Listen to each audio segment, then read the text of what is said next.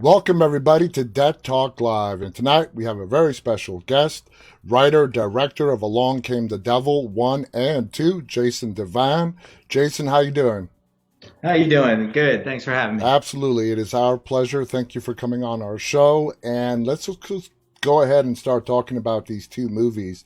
The first question I actually have for you is, did you know, cats always want to get in the picture. Always. She Always. told left me alone until we started. This came up. So. Actually, the first question that I have for you, Jason, is: did you know that you were going to get a sequel from the original pretty soon after the first one came out?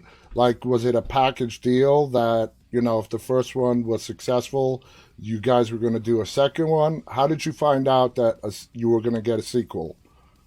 Yeah, no.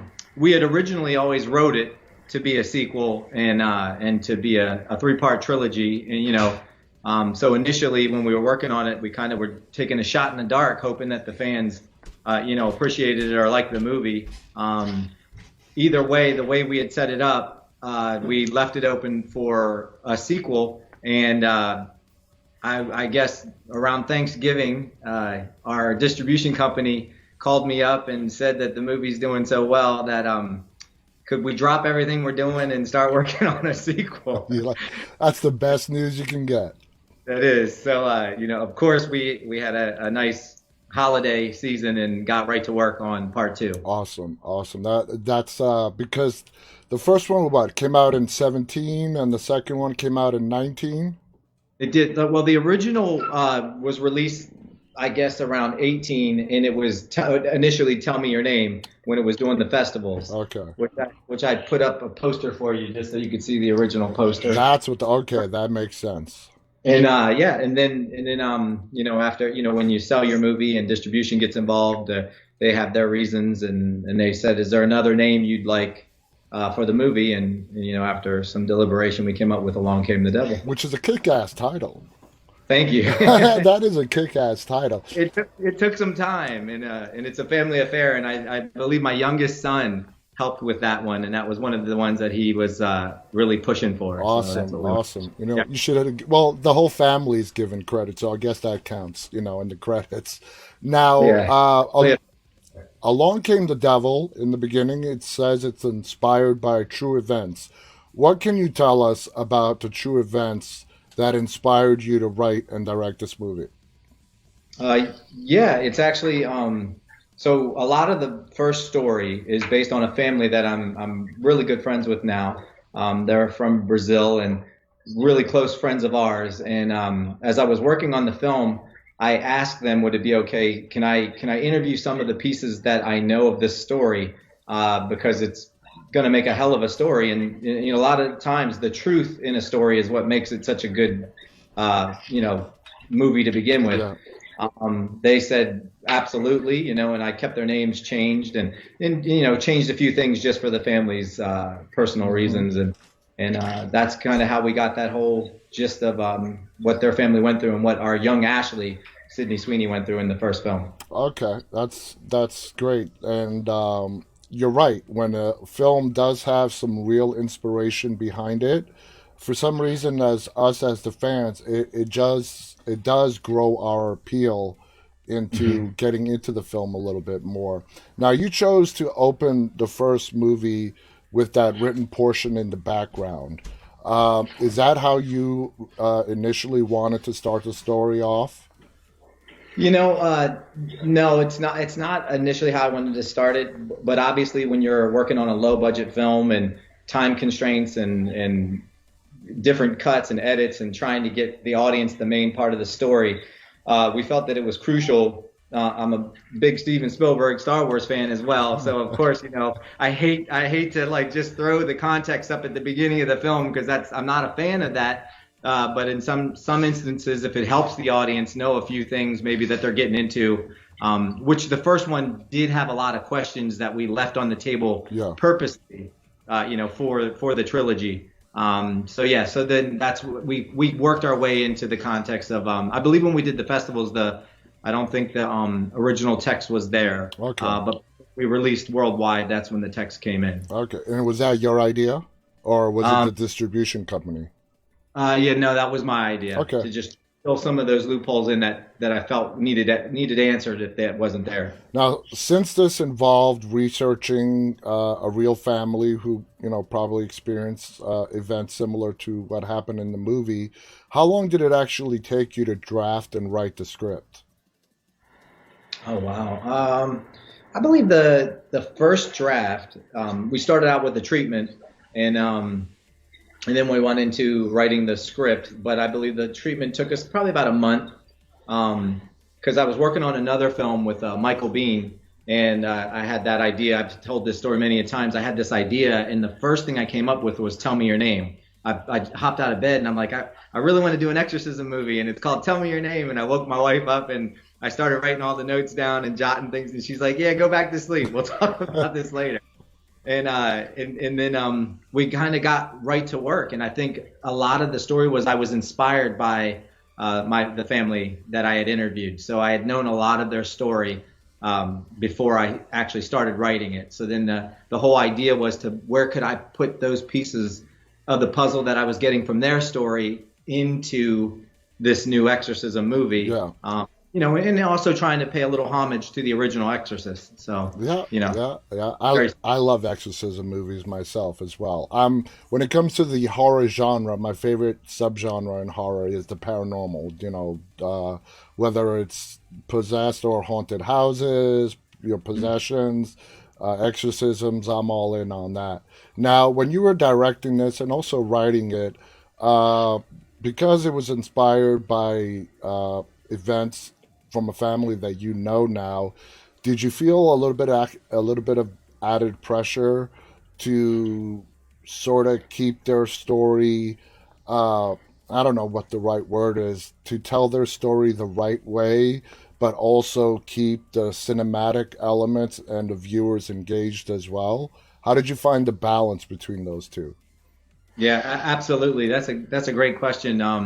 Yeah, I was very concerned. I didn't want to do anything wrong or anything to rub them the wrong way, because I do care for this family, and at the same time, uh, the things that I did, I would get their blessing for, and if I did it the right way, and I'd hate to say some of the things I actually had to tone back Wow. while doing the film and tone it down a bit, because even making that first film, it was kind of my first feature film that was going out worldwide. I didn't know what the rating was going to be, what I was pushing for, and just excited to be making a movie and making a film. So yeah, and at the same time, I think we were excited to do just to them too and their family and have their approval. So Nice.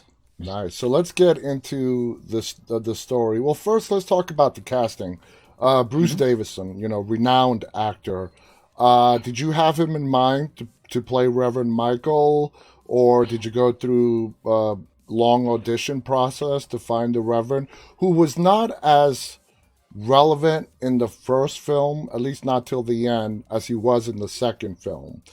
So walk us through the casting of Reverend Michael. Okay, so initially, Ricky Maslar, our casting director, was amazing. When we had our first meeting, I had talked to her that I said I would love like some actors that maybe aren't quite as known, or that are on the verge of an independent feel and things like that. Hence, but that's not exactly what you'd say Bruce Davison is. No. And I ended up initially we wanted oh goodness, his name is slipping my mind right now. He's on The Walking Dead. He played he's passed late. He passed away. Um, Herschel. yeah, yeah, Scott yeah. Wilson. Wilson, yeah. Yes. So Scott's agent and Scott had the script first, and it was pretty much my offer was straight to him because I'm a big fan of him and the show. And then he sat on it, and at the time we weren't sure if he was going to take it. And Ricky said we have to open this casting up, and then a lot of great actors started coming in, but Bruce just when he came in and said, "Oh, I'm interested in doing it. I love the idea, and I've done exorcism movies before, Hmm. and this is before I think he did the Exorcist TV show. He did our film, and then he did one over in Italy, something in Italy. But yeah, I just knew right away he was a great choice. So it was great to have Bruce. He was a very complicated character, Reverend Mhm. Michael, because in the first film, he's in at least for acts one and two, he's sort of a Mhm. background player.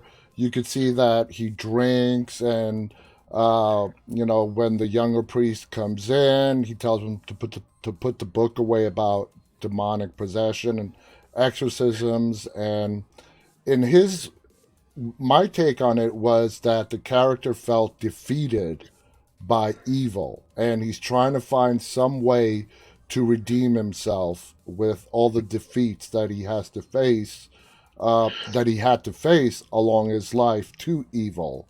Would you agree with that?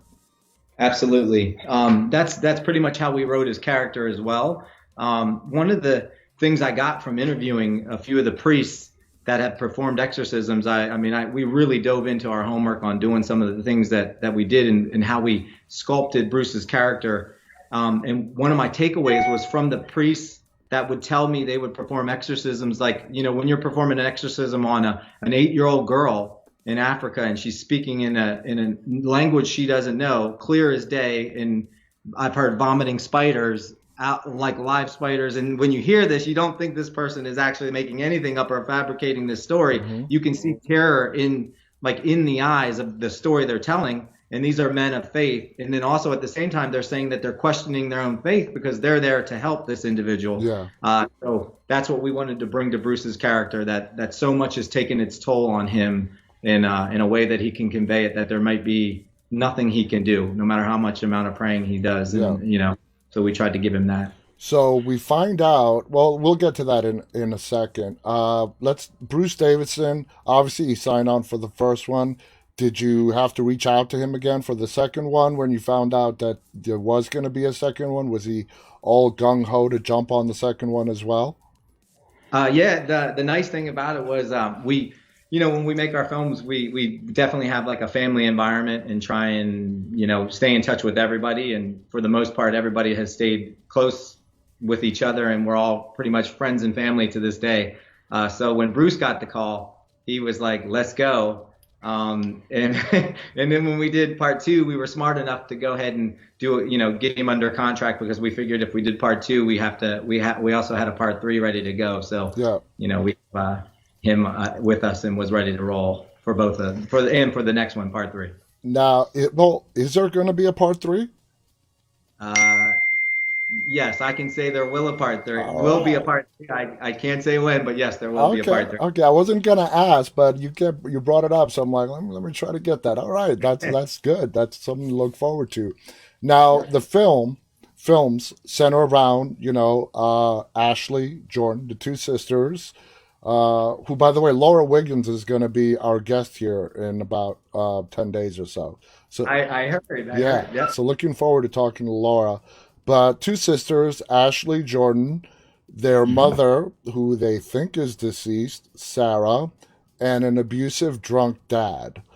The way the the two films rolled out, the first one is about Ashley, and then the second one goes with Jordan. Is that how you wanted it to go? Did you want to bring back Sydney for the second one? It just didn't work out. So you had to really redo the script.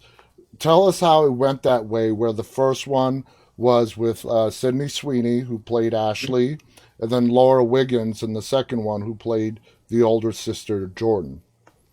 Right. Yeah. In the first one, we tried to stick to the family story as much as possible. We had that ending that we were excited about, where the mother is found in the dungeon.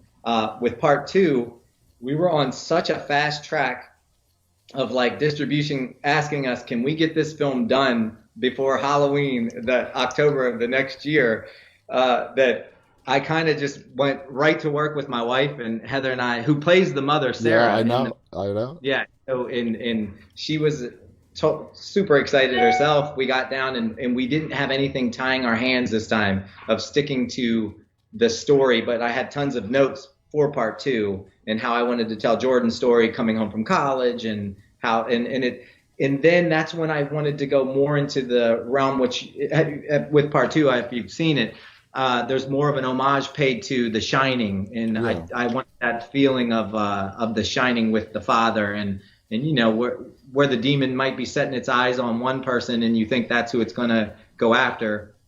I tried to put the twist that it goes after someone completely different that you didn't think was gonna get it. Yeah, So yeah. yeah. Now, the character of Tanya, played by Jessica, Mhm. very prevalent in the first film, not in the second, just mentioned.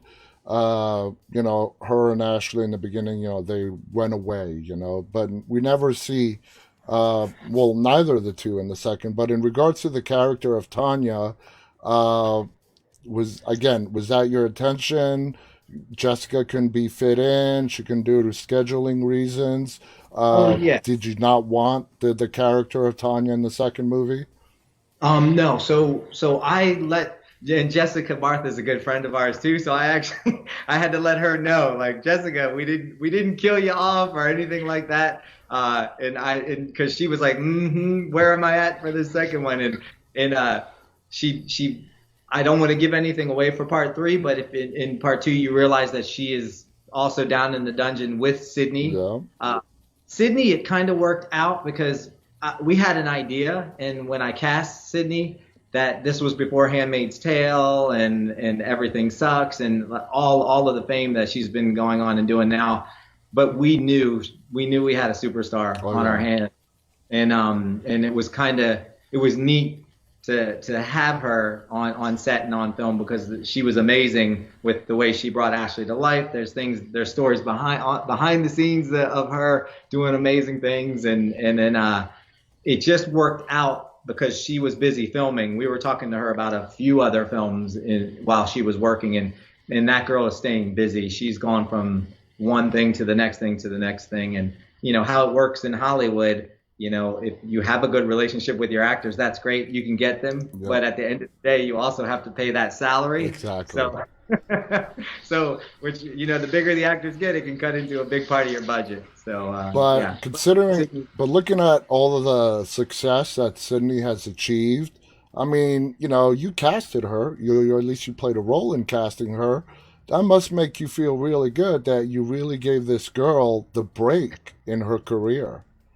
Yeah, so proud of her. I mean, I'm proud of all of our actors. From beginning to end, we all bonded, and they believed in the project as much as I believed in it, and that's kind of what can make or break a film Yeah. is everybody getting on board and the sum of all parts, and everybody believed in what we were doing, and I kind of knew that. I had told her on set all the stuff that was coming her way, so I know no matter what, she knows, like I was in her ear, which probably a lot of people may have been in her ear, but I was telling her, hang on, life's about to get a lot more exciting. Yes, So yes, that's a great in our, story. in our young actress who plays young Ashley in The Closet is Leah McHugh, who is in the new Marvels movie. She Wow, plays Bright in the Eternals. I did So not know that. she's blown up and going on to big. Wow. Oh, so I claim her as well. I love that. I love that. Now, in both movies, the demonic imagery in the movies is amazing, scary. Uh, Now, did you lean more towards practical effects as opposed to CGI? How was that all designed? The imagery, the demonic look, scary as hell. I mean, pardon the pun, but Yeah. really scary. How did that go? Was it practical effects, CGI? What did you want to do more of? Yeah, when we first started out, I wanted it to be as much practical effects as I possibly could. We brought in George Trauster Mm-hmm. from TV show Face Off, Yep. Sci-Fi Face Off, and he headed the special effects team, and we did as much as we possibly could. And then after that, we brought in Aaron Kaminar and Leo Facelli to handle the visual effects, and then they kind of spice things up, so to speak. And in today's world, like I am a big practical effects from Jason Voorhees to Michael Myers. Yeah. Some of that simplistic stuff is scarier than when you get taken out of visual effects. But if you can kind of if you can mix the two in, it can be it can make for a nicer scare or a nicer visual effect, and that's kind of what we worked on doing. Yeah. It's kind of a little bit of both. And Along Came the Devil 1 and 2 was full of that. Now, when you were behind the camera and you were directing, I've interviewed a lot of directors, and they all talk about they have their techniques when it comes to lighting and so on. As you directing these two films, what was your secret to achieve that eerie feel and look? Um, You know, I would sit down with my DP, and my cinematographer, Jay Rajari, is amazing. I mean, he is a student of the game, and I mean, he soaks up like a lighter, just like a gaffer. He's also an amazing gaffer as well, and he will we'll sit down together for hours and do a storyboard and script board, and he'll do colors and schemes of what we want each scene to look like, and he'll pick my brain of what I'm going for, and that's kind of just, it's a collaboration of going through what we're looking for and if we get it, and kind of that's what we do on each step for step, each scene. That's what we do. Okay. So yeah, I mean, and at the same time, I would have to say, as a fan of horror and old horror movies from 70s, 80s, all the way up till now, there's probably little scenes, if you're a horror fan and you rewatch these movies, you'll see that I may have done something like an old time horror movie that I'm a fan of from back in the day. But you really have to watch and know your horror. But you'll see it and you'll say, oh my gosh, this is why he did it this way and shot it that way.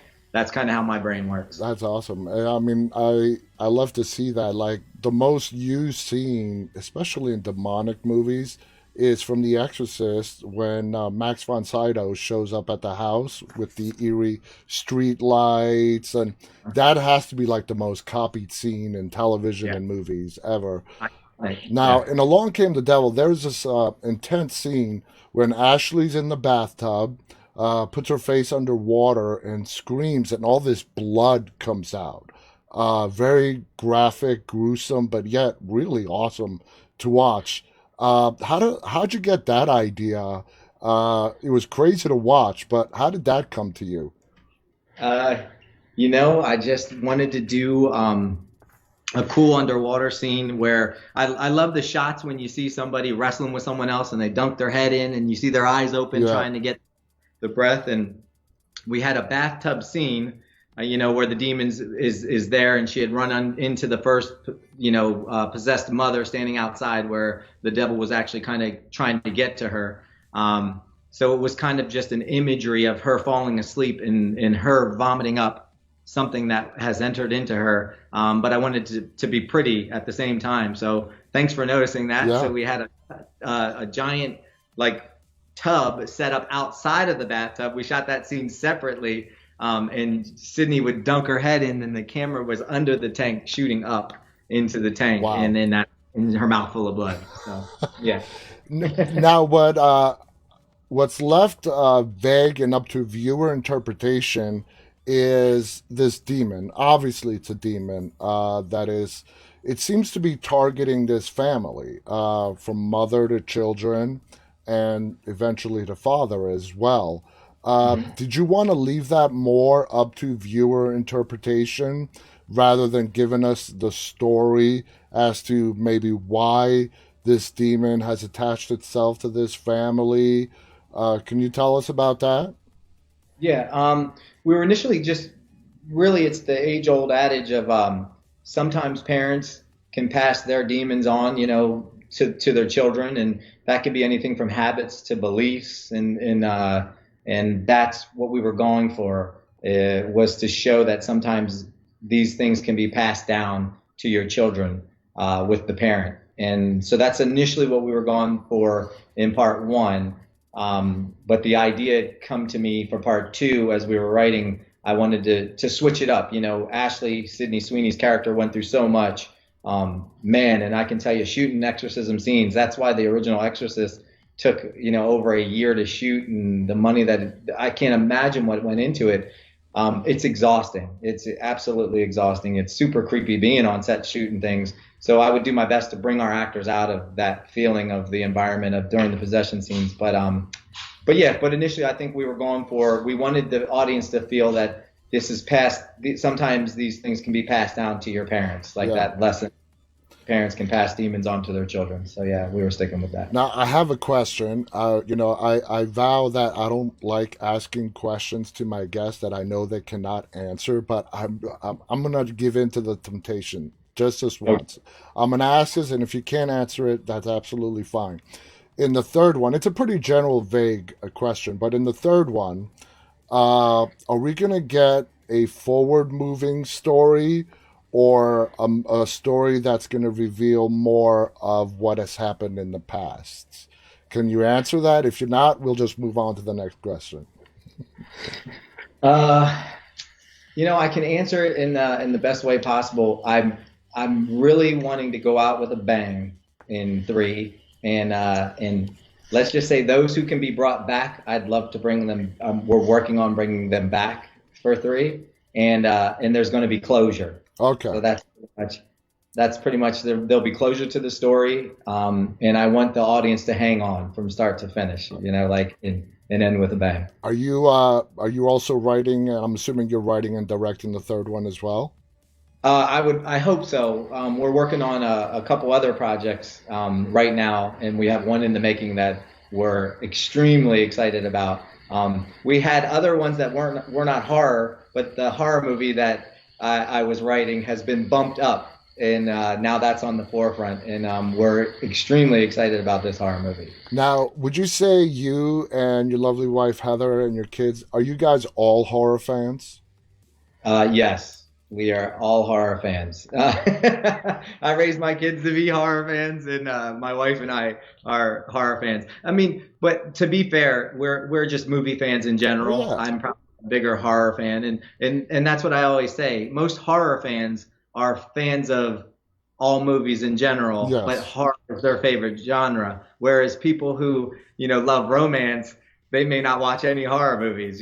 So horror movie, if you're a horror movie fan, you can pretty much watch anything Yeah. and give your opinion. I got to tell you this. Me and my wife, I'm a horror fan, obviously, and my wife is this period piece romantic movie lover. So you can imagine when we're trying to like watch and have a date night, we have to pick something in the middle of the line. It's been working for 21 years, so I'm not going to rock the boat. Now, going Okay. back to Ashley and Ashley and Jordan's relationship, Hmm. that opening sequence in the first movie when they're in the closet uh, is really nice, and the love that these two sisters show each other at such a young age, Hmm. especially Jordan to Ashley, with their mom gone and so on. Uh, that was just real.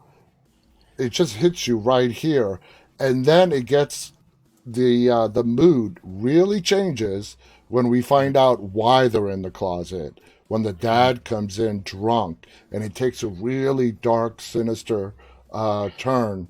Was that done on purpose? Did you want to start the scene off as this heartfelt, warm relationship between sisters, and then throw in the abusive dad and what he's doing?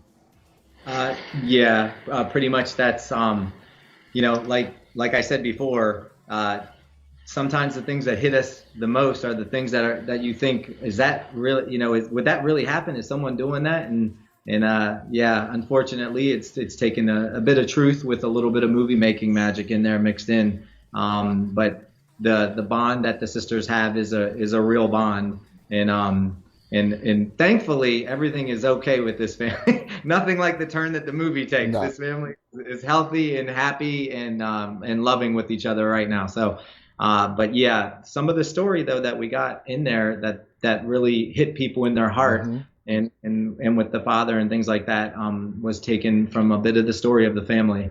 And it really is a sad one in that instance, in those circumstances.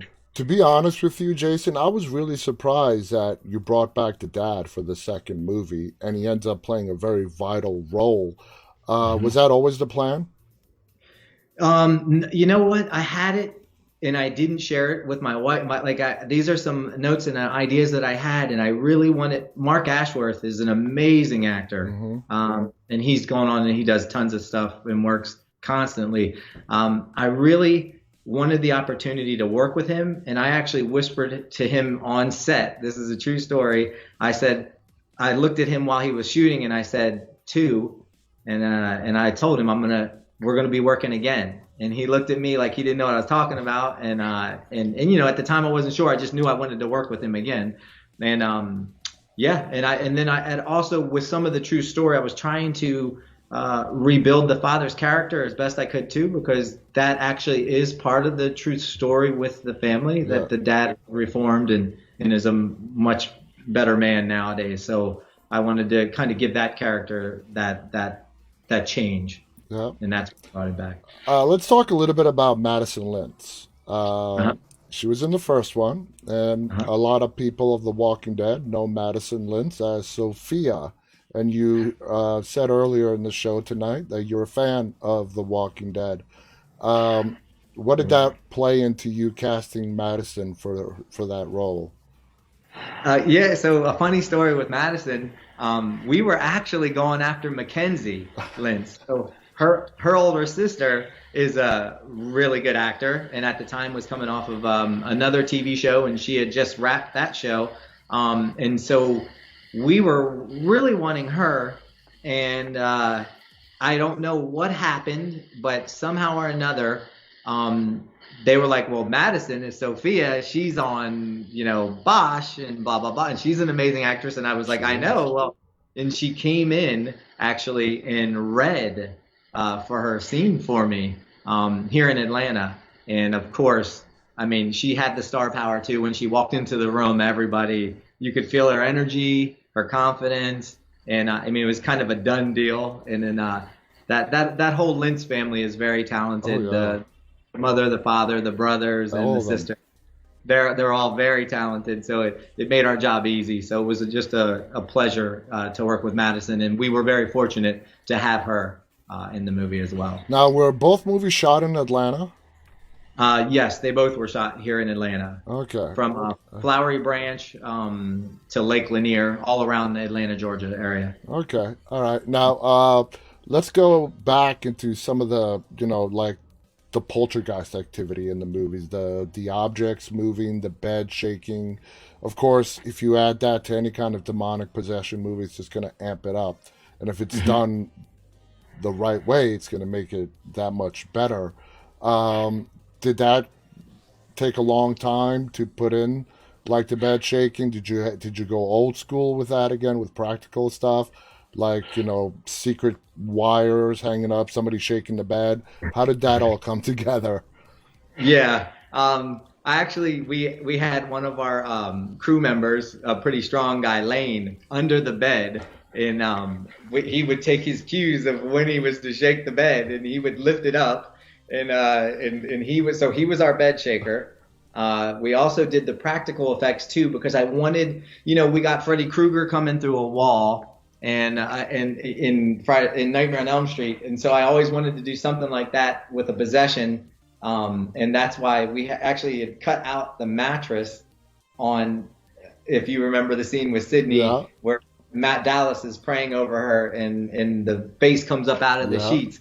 It's actually one of our crew members under the bed in a hole in the mattress, coming up through the sheet with a little VFX added on to clean it up. In that scene. So yeah, we tried to do as much as we could practically and with a little VFX added. Now, the budget that you had for the first one, you said was pretty low.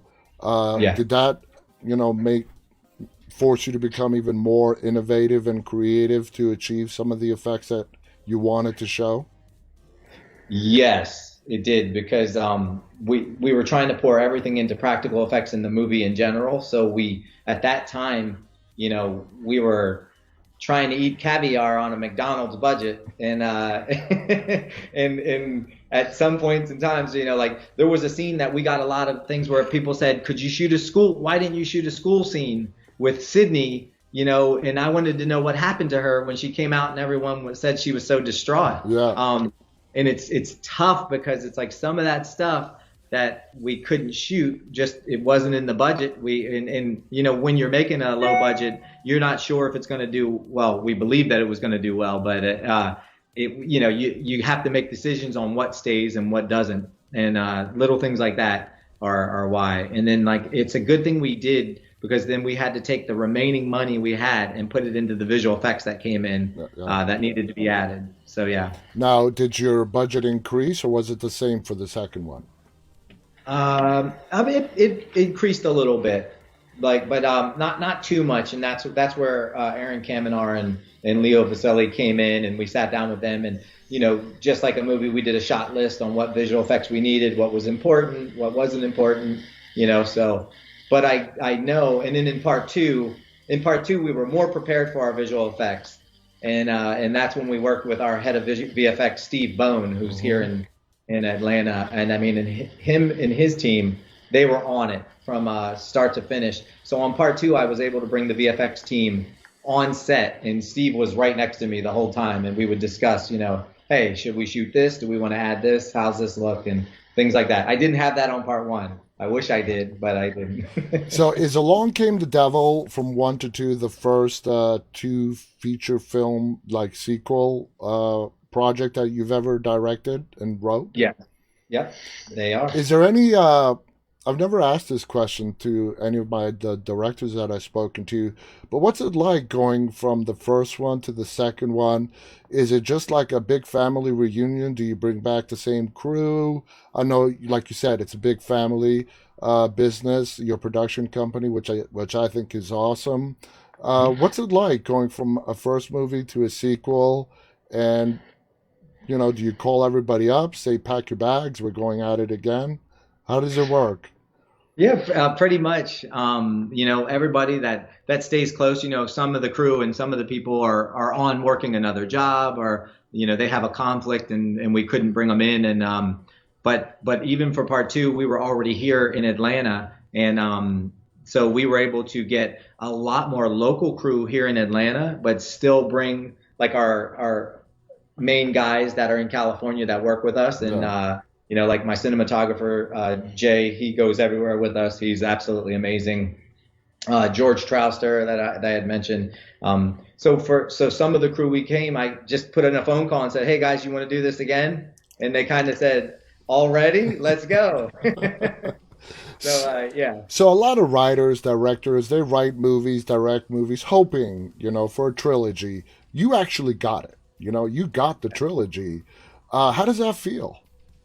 It feels great. It feels great. Now, I when filmmakers set up, of course, I would like to say, it really becomes a belief. And I when I set out to do it, I really expected and hoped that it would be something that everybody, you're going to have people who maybe don't like it and don't like horror, or that are horror fans and they don't understand certain decisions. But it's funny, I love horror so much that even on some of the negative criticism or negative sides, I think to myself, okay, how can I fix that for these people? Like, what can I do? And sometimes you can't make anyone happy, but like for the most part, I try and take mental notes and do what I can. But yeah, I was so excited, and I feel so like that this is what I was wanting and loving to do, so much so that I couldn't, ask for more. And I'm so excited to be doing what I'm doing now, and I'm very fortunate. And Yeah, I would definitely, like I said, a lot of directors, start out hoping when they do a movie that it's going to become a sequel or a trilogy, and you got that. Have you had, now obviously you have not started shooting part three yet, but have you been working on anything during this whole crazy COVID pandemic that we're going through? Yeah, so we were working on a psychological thriller called Broken Souls that's coming very soon. But there's another project. This is the horror movie that I was telling you about. I'll try and tread lightly and say what I can say about it without giving too much away. So you're getting an exclusive here first. But awesome. We set out. I started writing a movie 4 years ago, and it's called Nightmare. And it is. Let's just say the team of people we were working with, they tasked me with who can come up with the next big face in horror. Okay. And of course I'm ready. I'm like, I can do it. I can do it. 4 years later, we've been working on a project, and my wife and I set out writing it. And crazy as this is, my nephew is a very talented writer, and we basically raised him in horror as well. My sister's son, Ian, In He is phenomenal. So I said to my wife, I would love to bring Ian in to write with us on this because I feel like he will add something to this, and we just knew that it was going to be a really good choice. So he's come in, and we are working on a movie called Nightmare. We're hoping sets the bar with this generation's horror movies. And you're shooting? Are you currently shooting that now? And we are about to go into pre-production on it. We kind of wrapped up the treatment, wrapped up the script. Everyone is responding very well to it, and we are, as you can see in my face. I mean, there's so much I would love to. I know you want to spill the beans, but you can't. I want to tell you so much just to get you pumped up for it, but it is so scary. And just like I said, I wanted to do for part 3. I want the audience to hang on from start to finish and be like, oh my gosh, it's over already. And that's really what we kind of have in this one. And that's what we're going for. So keep your ears peeled for Nightmare. Absolutely. Absolutely. So now, I mean, you have shot in this COVID pandemic. How have you been dealing with that as a filmmaker and all the, safety precautions that you got to take? And has it been, obviously it adds to the budget and it's crazy. There's certain protocols you got to follow, especially with all the guilds and so on. How have you been dealing with it as a writer, director, filmmaker, taking all those precautions? Has it been limiting for you? Has it even stretched you becoming even more innovative on how do you want the stuff shown on the screen the way you envision it? Tell us about that. Right. Well, we were fortunate enough to, we released Along Came the Devil 2 that October before the pandemic hit. So we kind of rolled into the holiday with everything releasing, with the movie coming out, and then we went into writing mode. So we were basically, during the pandemic, it basically said, get to writing, because we couldn't do much of anything anyway. So we were hard at work on some of the scripts that we have on the table. Coming out of it, we weren't overly pushy or too excited. We were like, when it happens, it happens. And then a lot of our crew that we work with we call our team, they worked a lot on different projects. So they kind of experienced what it was like to get shut down because of COVID during a production. And then what it was like from start to finish and how to finish it, how to, keep everyone isolated, keep everybody in quarantine that's on set, who needs to be this and that separated. So we were pretty much, for the most part, we feel like we're good now. But in a low budget film, you can't afford to shut down. No. If you get started and someone was to get COVID, even 4 days can tank your whole film because that's it's part of your budget. So we were fortunate enough to not have to fall into any of that. And now we're coming out of the pandemic with where it's at right now. Now we feel comfortable with the team that we have, that we can follow protocol and see how it is. So I'm about to experience what it's like to work with this going on with COVID now. Awesome. This will be my, Well, that it's definitely going to be an eye-opening experience for you. Now, working with your wife, she played Sarah in Along Came the Devil. How was that like? I mean, has she done a lot of acting? I mean, it's a non-vocal role. I mean, she was great. Yeah, is she there? I'm gonna bring her in. Oh, is Heather there? Let's talk to Heather. He's waiting to interview. Come on, see. She's like looking at me like, well, she wants to hear my response on how it is to. Yeah. You're gonna be careful. She's right there. So yeah. First of all, let me break it down this way. Was it always the plan for Heather to play Sarah? No, it actually was not. We had a good friend of hers that's an actress ready to play the part, and she had a conflict, and we didn't know if she was able to film here in Atlanta yet or if we had to wait to get her. I won't say the name, but because you would probably know who the actress is. And our casting director said to me, "Oh, can you still hear me?" Yeah. Oh, okay. I thought I lost you. No, you're good. And my casting director said, "How about Heather?" And at the time, I wasn't a fan of Heather only because I know this does sound it sounds bad, but let me. Dude, I've been married for almost 22 years. Okay. Same here. It sounds bad, but the only reason is because she was producing this film as well. Okay. So she had so much on her plate dealing with agents and managers and finances and I'm a producer with her, but when the time comes working with the actors and setting up shop and film and their cameras and everything else, she lets me step away from that business side. You have to separate the two, or at least try to anyway. Yeah. So I didn't want her to have to worry about playing a role, which and you know, obviously Sarah's role, it's a prominent role, and she's possessed, and she's, you know, in makeup all the time, or looking pretty distraught most of the time, And also, she's the last person we see at the end of part 2. and she is the last person, and you can see what she looks like in the end of part 2. It does not look like what she's about. Please come here quick. It does not look like what she looks like out of makeup. I know. My goodness. Hey, Heather. Thank you for Hi. joining us. Hi. I'm just on standby hanging out. No, that's I awesome. told her to stay on standby so I could bring her in and say hi. I love hearing, stories like you guys. Do you guys now Jason mentioned that you helped him write a lot of these scripts. Do you guys normally, when you're writing, do you guys work together, Heather? Yeah. So a lot of writing partners, when you're writing, how do you split the work? I mean, is it somebody bouncing off ideas and the other one putting them down on paper? How do you guys do it? So we have writing sessions where we write together and we write in the same room. And normally, typically, Jason will stand, like for Along Came the Devil 1 and 2, it was a little different than the one we just got done writing, Nightmare, which the chemistry. That's why you're so excited for it, because it's an incredible script. I am so stoked on it, and the chemistry that the three of us had on that script was pretty special.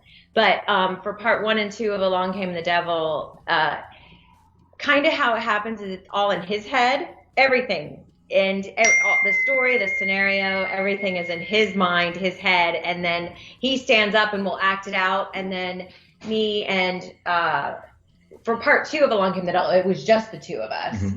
We will just type out like dialogue and that kind of stuff, and he'll say if he likes it or not. We go from there. And it really works. Like for part 2 of Along Came the Devil, my brain works really fast, and so like I'm up and I'm saying, and this person says this to this person, and she'll come into a lot of times and she'll give dialogue that has that I would say a woman's touch, touch. And it's like, so because we can tell a lot of times when something's written by a man or a woman, and I feel like when it's written, when you have that touch of both, or you can't tell, it's a good balance. If a man wrote it. Yeah, it's a good balance. It's a nice balance, exactly. So Heather, I gotta ask you, putting on that makeup to be all demonically possessed, what was that experience like? Did Jason, was he there overseeing the whole process? A little bit of this, a little bit of that.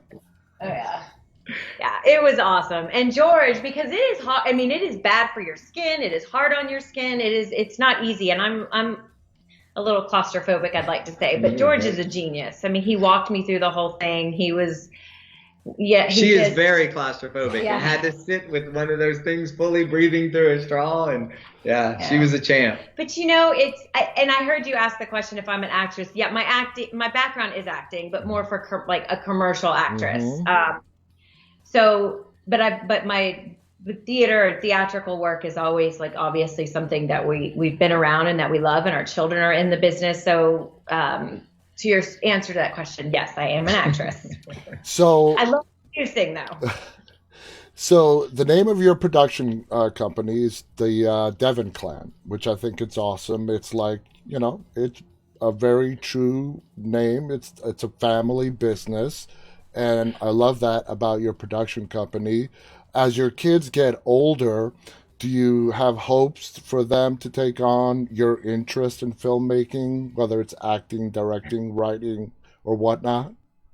Well, yeah, you take that. Absolutely. Our oldest is in college, and he's in business law and finance, and his choice of that, he told me, was because he would love to come and run the company, come out of there, and I'm like, absolutely. We want our hands to be on. Our two youngest, Cassius, he's the little boy in part 2 who loses his head and gets chased by the father and plays Laura He's an incredible Wiggins. actor. He's in both, and they so is both Tristan. are. And then Tristan Devan, our middle son, is he played Wally on Raven's Home. He's he plays Kyle, Kaz's little brother on Lab Rats Elite Force on Disney Channel. Like so they've been in the business for a long Oh, time. wow.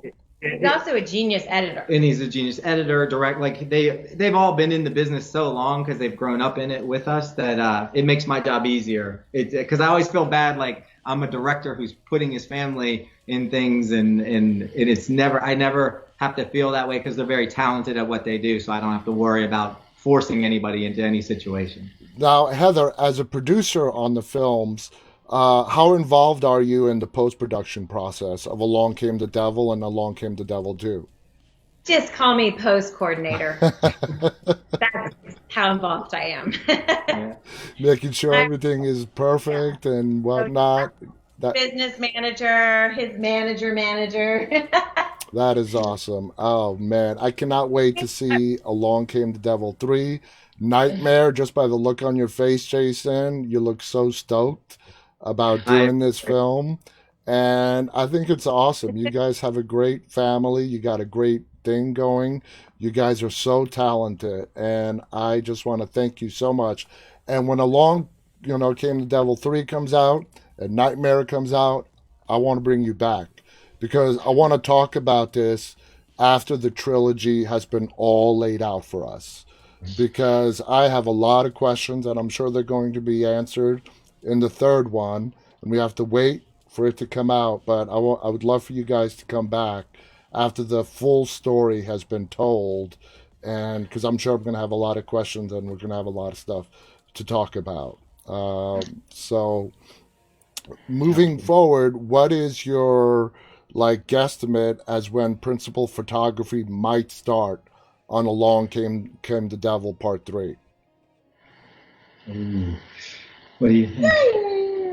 I'd say the next 24 months. I mean, I know that sounds like a long time, but it's really not in the scheme of movie making. No. Yeah, no, it's in the pipeline. And I was going to say, for part 3, depending on how the pandemic pans out with the rest of what's going on, I'd love to have you on set. Oh, awesome. That'd be awesome. I accept. I'd love to visit. Did Along Came the Devil 1 or 2, did any of those 2 films get any kind of theatrical release? They both did. Yeah, they both did. Yeah. And again, that was pre-COVID days, and everything has changed now, and video on demand is taking over. Right. What are you hoping for a theatrical release for Part 3? I can answer that.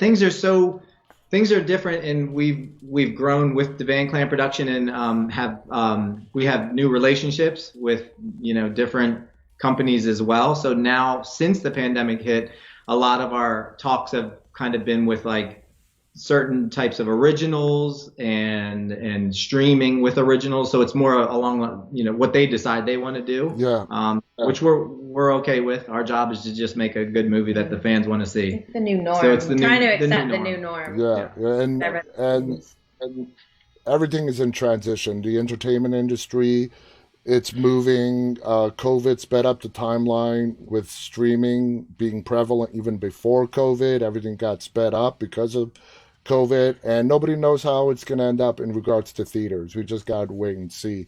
We are out of time. Guys, thank you so much for coming on our show. This has been such a fun hour. I really love the fact that you guys are, and don't get offended by this term, a mom and pop operation. Oh, I love that term. Okay, good. I didn't want to offend you. I love Yeah. that. I love that. And I think it's awesome. It's amazing. Thank you so much. I loved Along Came the Devil, guys. If you want to watch Along Came the Devil Part 1 and 2, let's see. Part 1 it's actually not available as wide as people think. It's available on Vudu with ads. But it's not available for transactional purchases anymore. Now, Along Came the Devil Part 2, on Amazon. I don't know if it is anymore. I No, think it's buy- not. yeah. No. For a while, it was on Amazon Prime for free, or if you have the subscription. have It's Prime. on Epic. Yeah. I know that. Yeah. Yeah, Part- we did a Hulu, so I'm Yeah, not sure. Hulu, Yeah, but yeah. not more. Because I saw it originally, but then I wanted to rewatch it again, and I watched it on Vudu, which is Fandango now as well, with ads. But part two is available wide. It's available on Amazon, stream Paramount Plus. It's available there. So I'm just giving our viewers, if they haven't watched the movies, where they can go ahead and watch them. So again, guys, thank you so much. Any final thoughts you guys want to share before we say goodbye? No, we appreciate you Yeah, having thank you us. so and, much. Absolutely. The pleasure is mine. I want to thank our audience. We had a nice size audience watching tonight. Thank you guys for tuning in. Thank you to Jason and Heather Devan from the Devan Clan Productions. You guys are awesome. I wish you guys nothing but the best success. And I'm looking forward, after the third one comes out, for us to talk again. So, But guys, on behalf of myself, Jason, and Heather, stay safe. Till tomorrow, stay walking. Good night. Bye-bye.